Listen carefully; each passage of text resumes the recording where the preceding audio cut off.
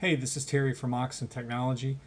Wanted to share with you some thoughts from an experience I was dealing with today that I thought it was really an important distinction for me.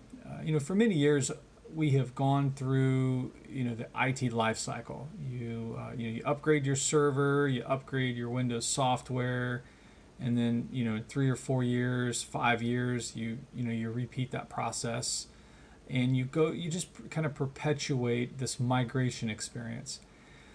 And it occurred to me today, we're trying to do really an IT modernization in the course of a migration project. And it occurred to me that there's a reason why we call them migration projects.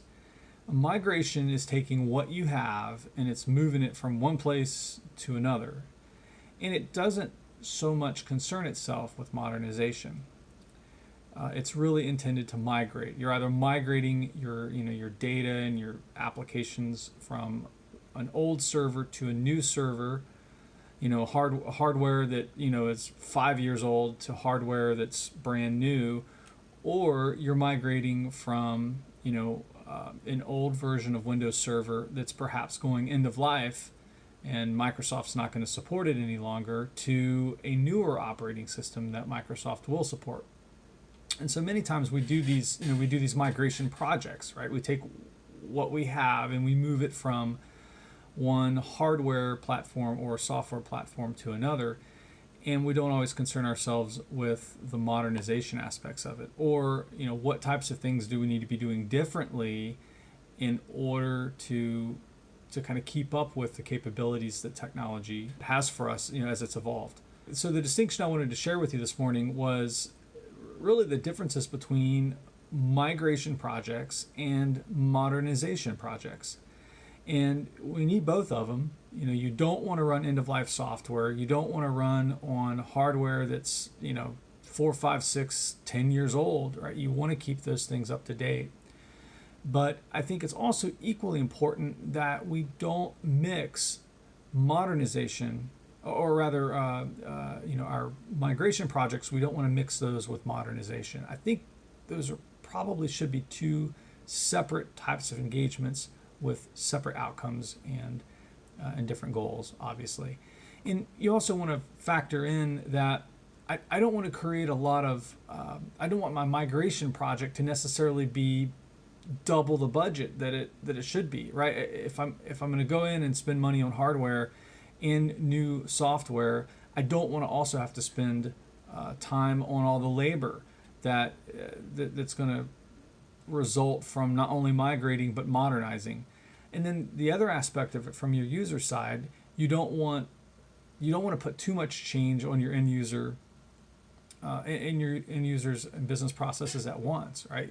So there's enough potential noise that can come from a migration project. You don't want to amplify that by also having a modernization project that's mixed in there. So I wanted to share that with you. I think there's you need both. We need to migrate and stay current, but at the same time we really need to modernize around what current IT capabilities exist. Where is the market? What are the options available to us? What are the cost benefit aspects of making certain changes? There's just a lot to be considered in a modernization project, and I think that needs to be its own initiative. It needs to be its own project with its own set of objectives, and it just needs to be treated separately.